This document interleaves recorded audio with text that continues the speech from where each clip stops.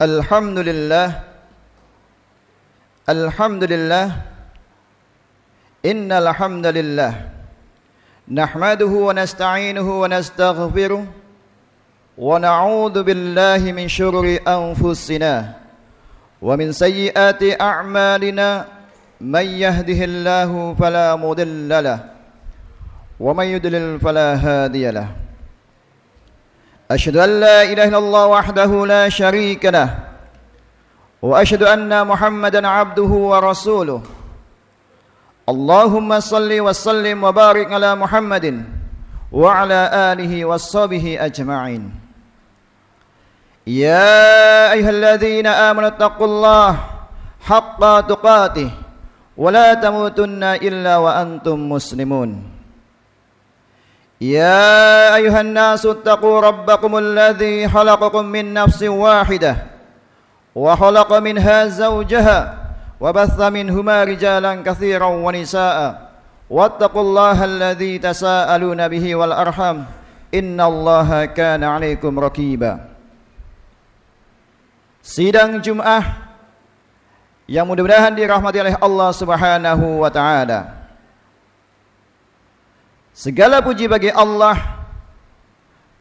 Rabb semesta alam, Tuhan yang telah menciptakan kita, yang menciptakan alam semesta ini.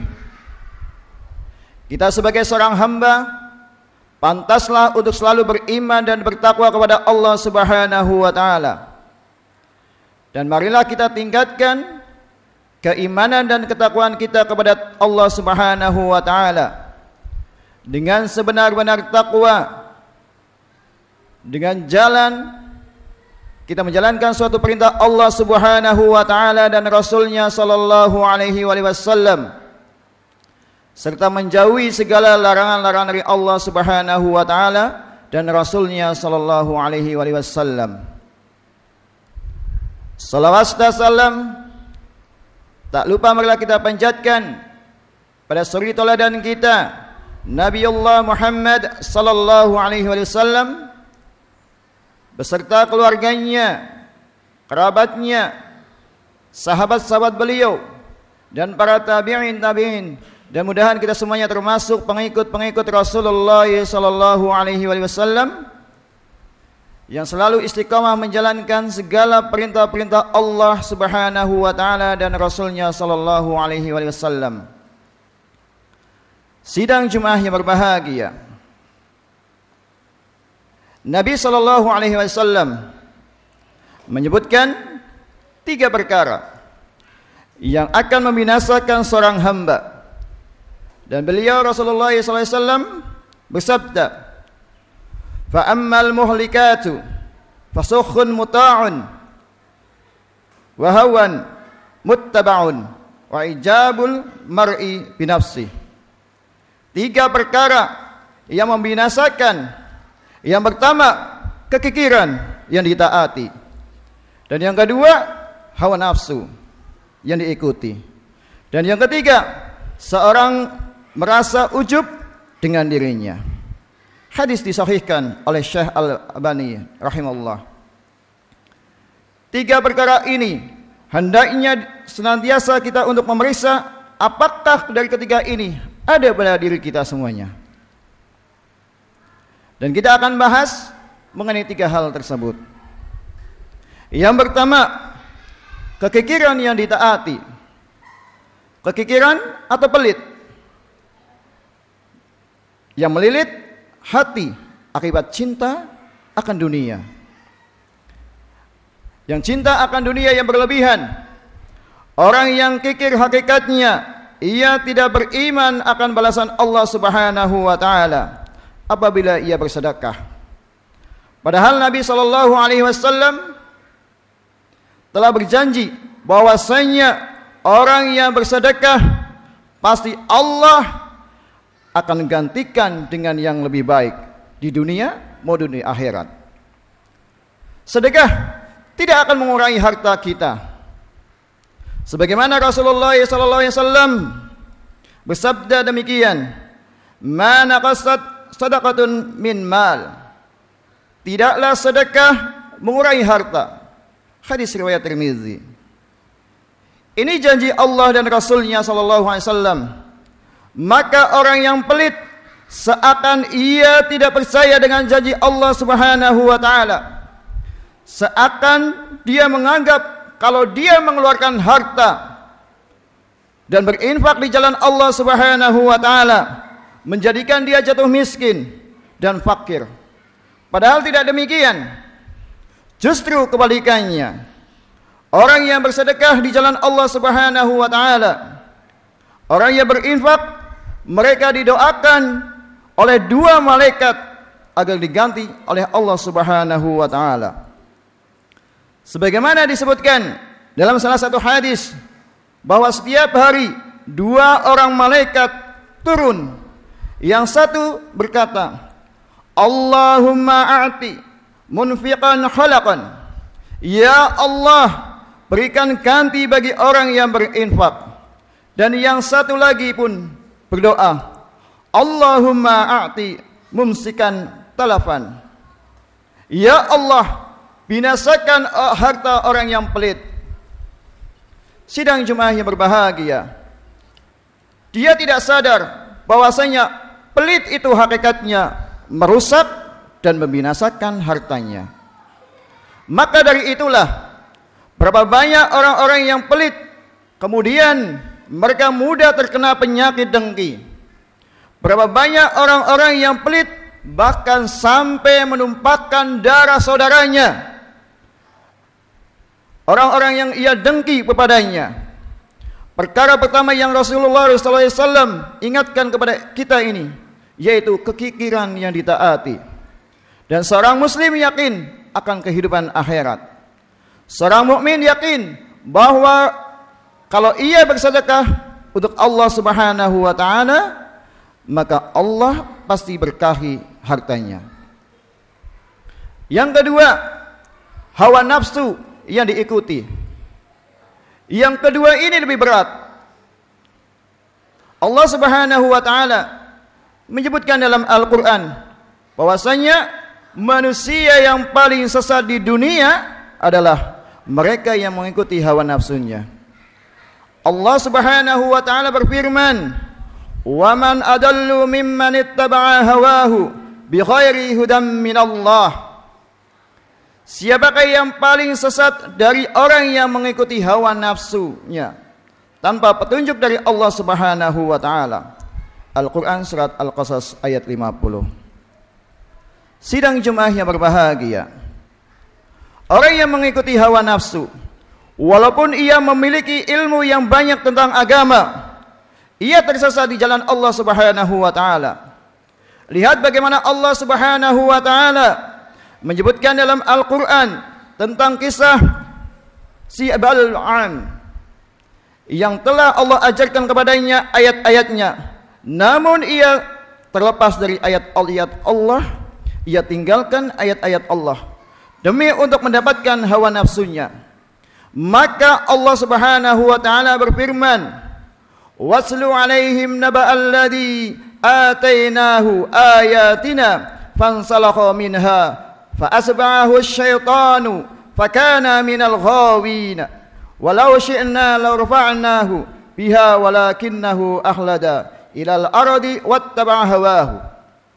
Bacakan kepada mereka tentang kisah-kisah orang yang telah kami ajarkan ayat-ayat kami kepadanya, lalu ia lepas ayat kami, lalu setan pun mengikutinya, dan jadilah ia orang-orang yang tersesat. Kalaulah kami kehendaki, kami akan memuliakan ia dengan ayat-ayat kami. Akan tetapi, ia lebih condong kepada dunia dan mengikuti hawa nafsunya. Quran surat Al-A'raf ayat 175 sampai 176.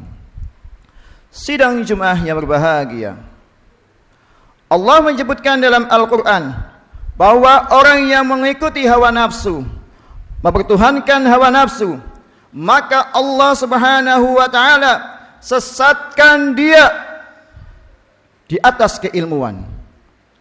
Allah tutup mati hatinya, telinga dan matanya, sehingga tidak ada lagi yang bisa membedakan mana yang hak dan mana yang batil. Dan Allah Subhanahu wa taala telah berfirman, "Afara'aita man ittakhadha ilahahu wa hawahu wa adallahu Allahu ala ilm." Bagaimana pendapatmu tentang orang yang mempertuhankan hawa nafsunya dan Allah sesatkan ia di atas keilmuannya? Quran surat Al-Jathiyah ayat 23. Sidang jemaah yang berbahagia, ilmu yang banyak itu percuma dan tidak akan ada manfaatnya apabila pelakunya senantiasa mengikuti hawa nafsunya. Seorang yang mengikuti hawa nafsu dan beragama sesuai dengan hawa nafsu, orang seperti ini akan sulit kembali kepada kebenaran. Bahkan jika ia ditegakkan kepadanya 1000 dalil pun, dia tidak akan pernah menerimanya, karena yang ia ikuti adalah hawa nafsunya. Maka kewajiban kita, saudaraku kaum muslimin muslimat rahimani rahimullah, untuk mendudukkan hawa nafsu sesuai dengan kitabullah dan sunnah Rasulullah SAW, karena sesungguhnya sebab utama kesesatan manusia dari jalan Allah Subhanahu wa taala dan Rasulnya SAW adalah ketika ia lebih mengedepankan nafsu dan dari akalnya di atas kitabullah,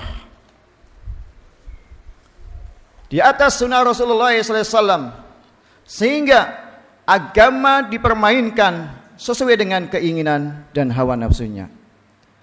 Sidang jemaah yang berbahagia, maka orang yang menjadi hawa nafsu tidak akan pernah bisa tunduk kepada Allah.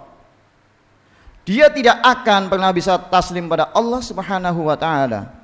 Dia tidak akan mampu menghambakan dirinya kepada Allah secara sempurna untuk mengatakan sami'na wa ata'na adalah perkara yang paling berat baginya, sehingga akhirnya ketika ia beragama, ia pilah dan pilih sesuai dengan selera dan kepentingannya saja. Inilah orang yang paling sesat di dunia. Dia beragama sesuai dengan hawa nafsunya. Sidang jemaah yang berbahagia, yang ketiga, ujub. Seseorang merasa bangga dengan dirinya, bangga dengan hartanya, bangga dengan motornya, bangga dengan mobilnya yang mewah, yang triliunan, bangga dengan rumahnya yang megah, bangga dengan banyaknya amal salih. Perkara ini adalah perkara yang membatalkan amalannya.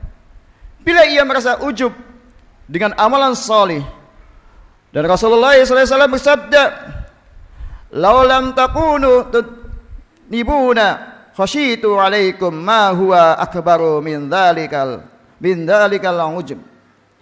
Kalaulah kalian tidak berbuat dosa, maka aku khawatir kalian ditimpa dengan perkara yang lebih berat dari dosa, yaitu merasa bangga dengan banyaknya ibadah. Hadis riwayat Al-Baihaqi.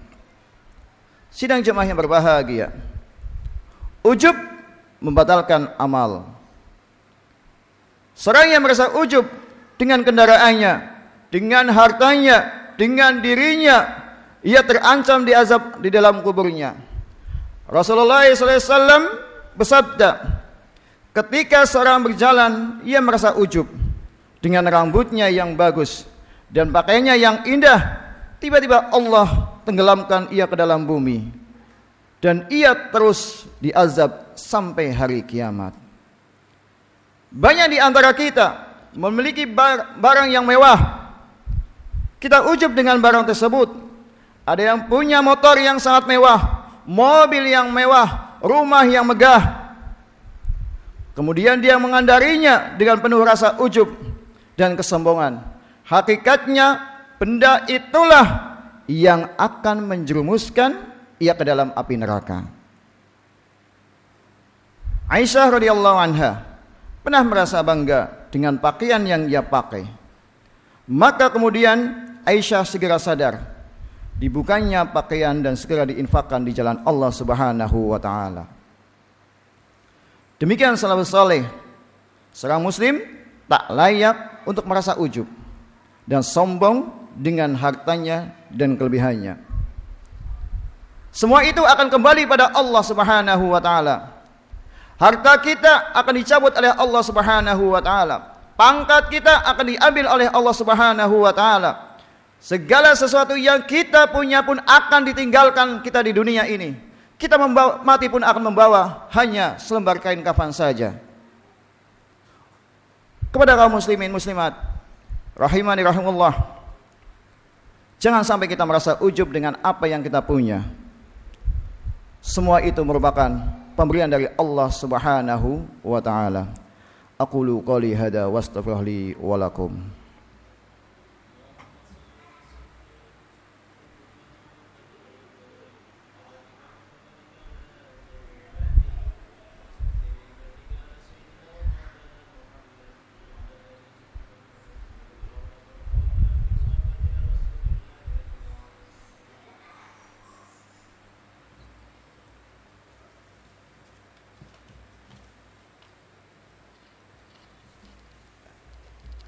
Alhamdulillah, wassalatu wassalamu ala rasulillah wa ala alihi wassabi wa walah. Asyhadu an la ilaha illallah wahdahu la syarika lah, wa asyhadu anna muhammadan abduhu wa rasuluh. Ya ayyuhalladzina amanu taqullaha haqqa tuqatih wa la tamutunna illa wa antum muslimun. Sidang jemaah yang berbahagia,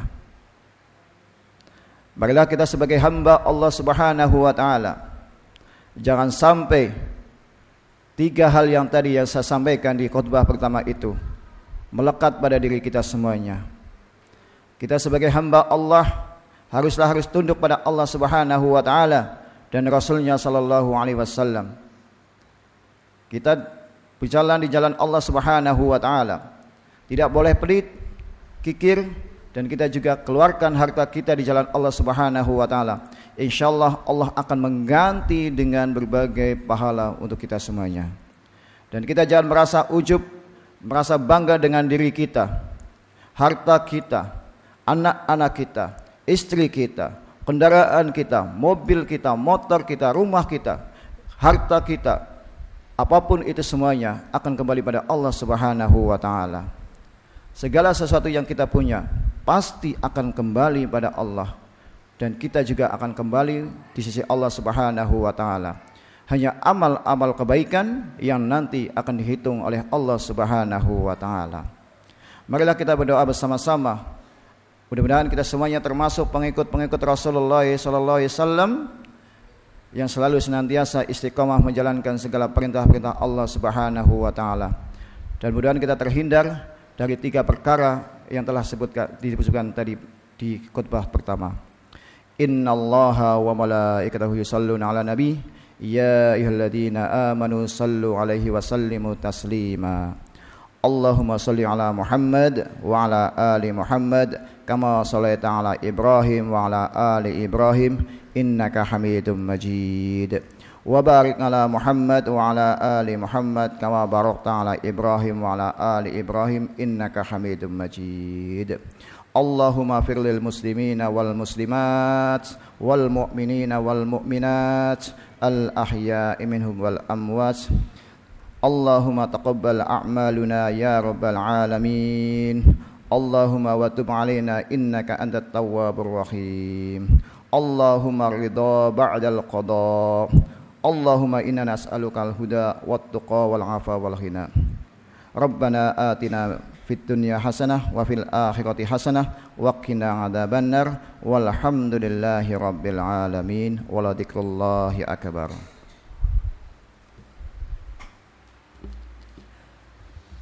Allahu akbar, Allahu akbar. Ashhadu an la ilaha illallah. Ashhadu anna Muhammadar Rasulullah. Hayya 'ala salah, hayya 'alal falah. Qad qamat salah, qad qamat salah. Allahu akbar, Allahu akbar. La ilaha illallah. Waktu dulu sufufakum. Rapatkan safnya, yang kosong dimaju. rapatkan di atas garis, maju lagi setunggal. Istau wa tadilu sufa kampung atas.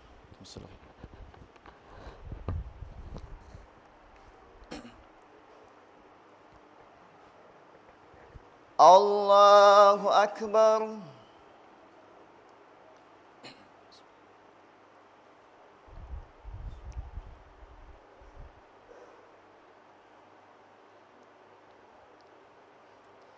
Bismillahirrahmanirrahim. Alhamdulillahi Rabbil Alamin, Ar-Rahmanir-Rahim, Maliki Yawmiddin. Iyyaka na'budu wa iyyaka nasta'in. Ihdina siratal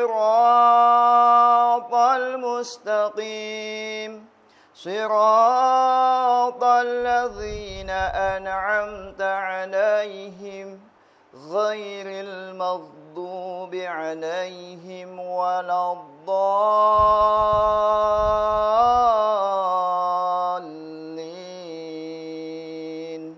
Amin.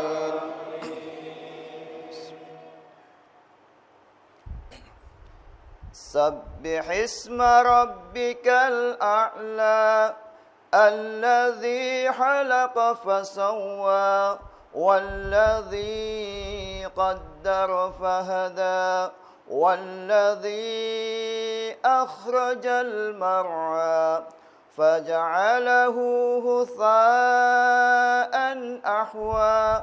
سنقرئك فلا تنسى إلا ما شاء الله، إنه يعلم الجهر وما يخفى. ونيسرك لليسرى فذكر إن نفعت الذكرى، سيذكر من يخشى ويتجنبها الأشقى الذي يصلى النار الكبرى ثم لا يموت فيها ولا يحيا. قد أفلح من تزكى وذكر اسم ربه فصلى، بل تعثرون الحياة الدنيا والآخرة خير وأبقى. إن هذا لفي الصحف الأولى، صحف إبراهيم وموسى. الله أكبر.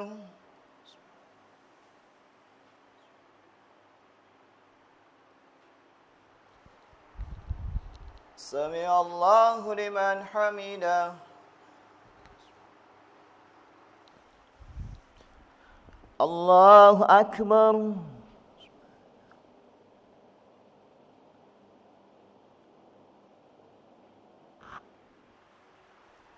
الله أكبر.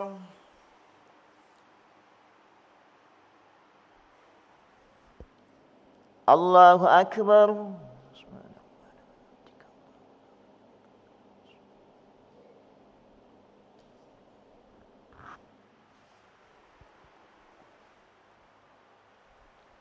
الله أكبر.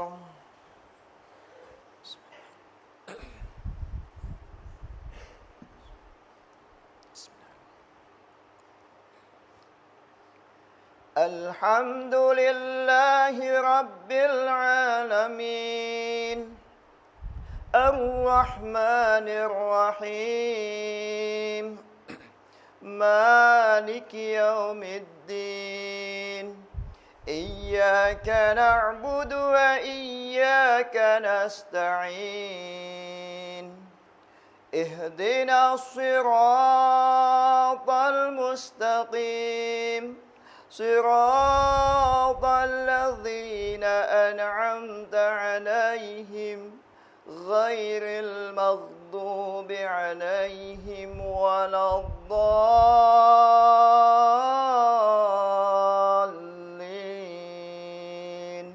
آمين.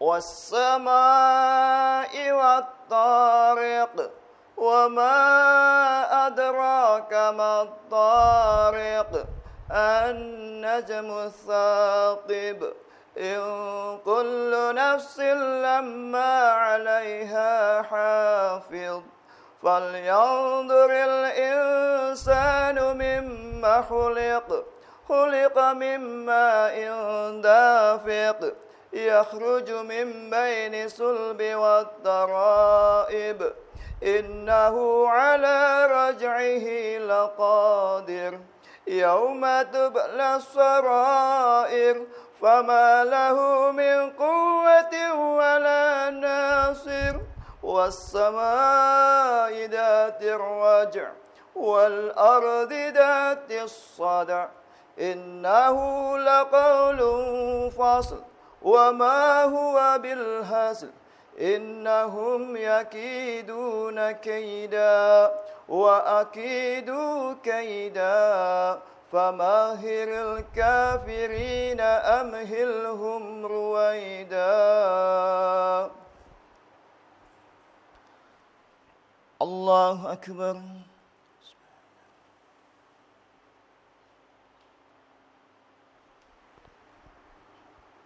سمع الله لمن حمده.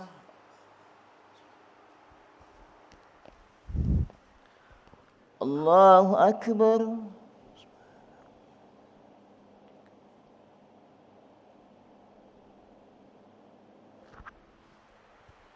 الله أكبر.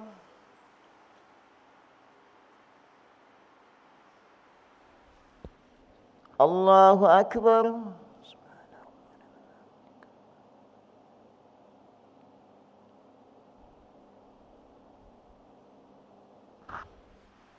الله أكبر.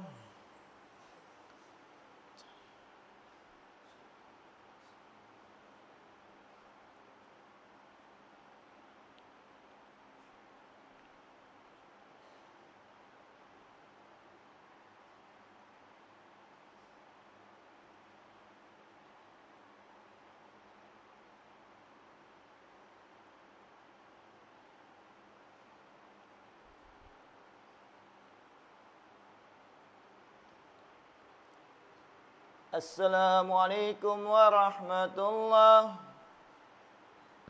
Assalamualaikum warahmatullahi. Astagfirullah.